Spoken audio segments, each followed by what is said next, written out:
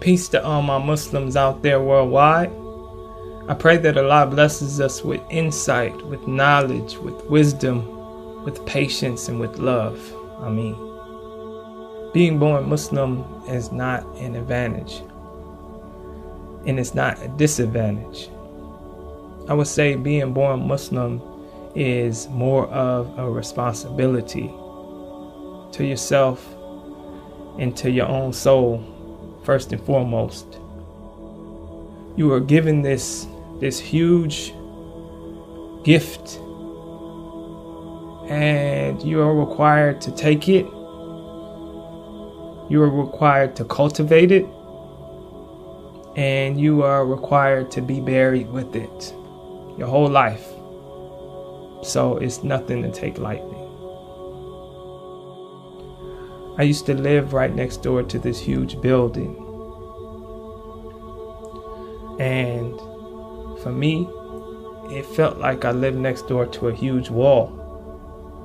Because the building was so big, all I saw was this great mass of wall that went up and up and up till I couldn't see anymore.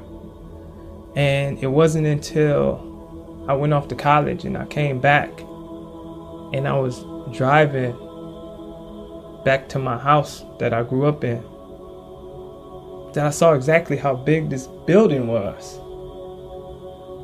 And I was amazed. And that analogy represents my relationship with Islam. That building represented the religion. And it wasn't until I got away from it that I noticed how big of a humongous blessing that I had, and that I had been living with my whole life. I just didn't know how big it was. My dad was a convert, so he went through all of the things that converts go through. He changed his last name. He was rejected by his family.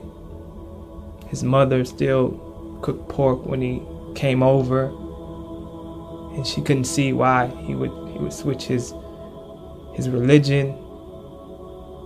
He wasn't accepted.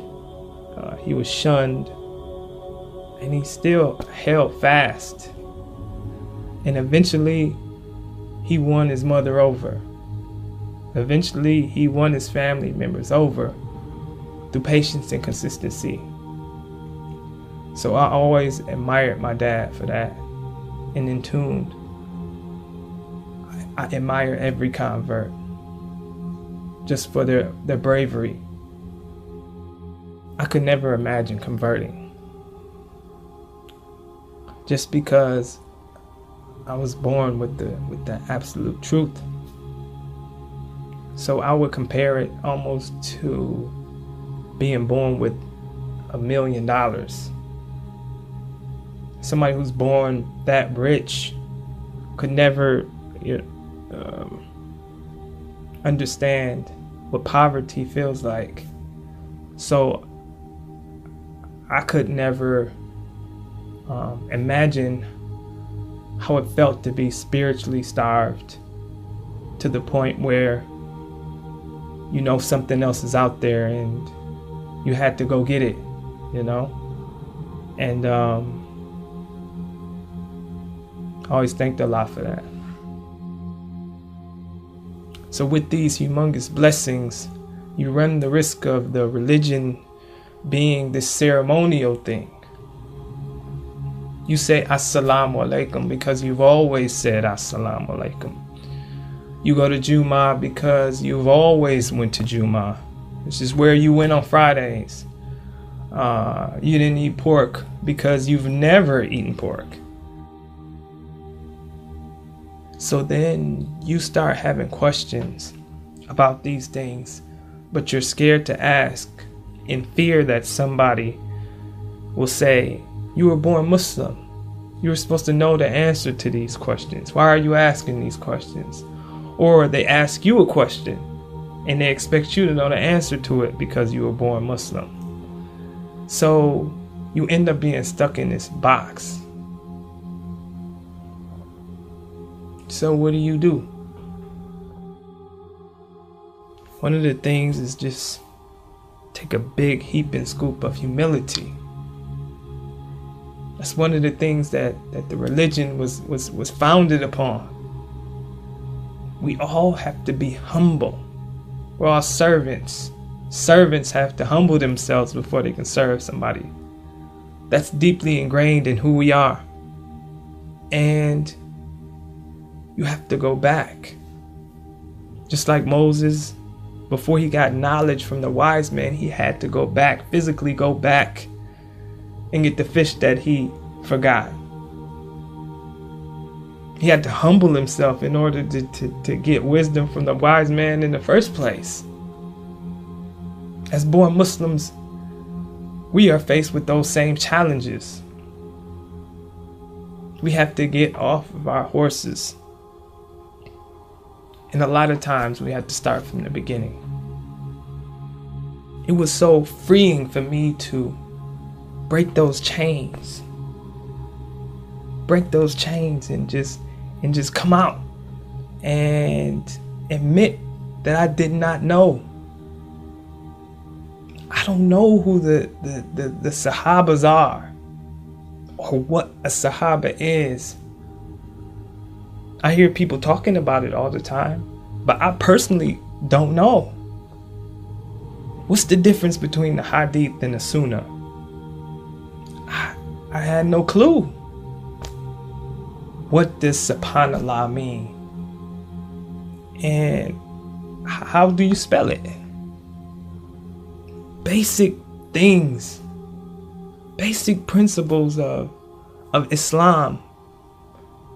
I glazed over some kind of way. They were lost in my life.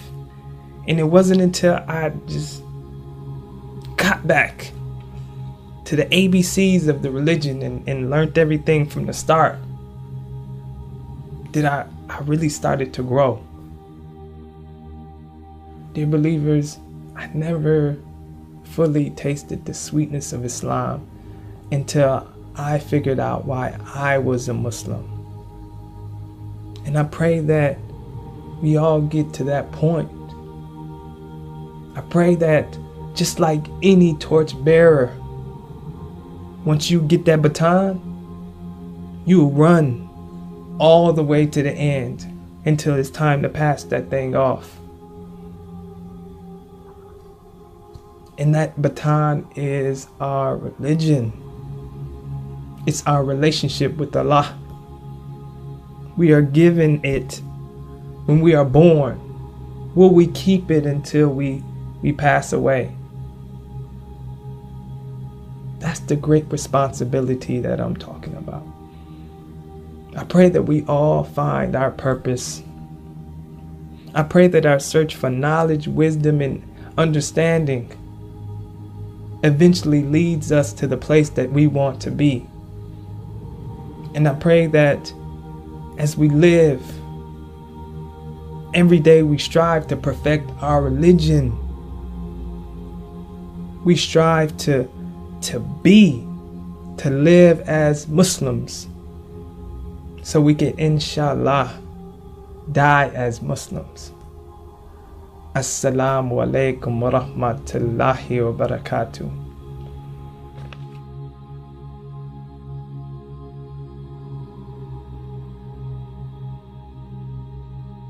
An opportunity not to be missed. Let's illuminate our hearts through this beautiful journey. 16th of March in central London. Book your tickets now online, lightuponlight.info.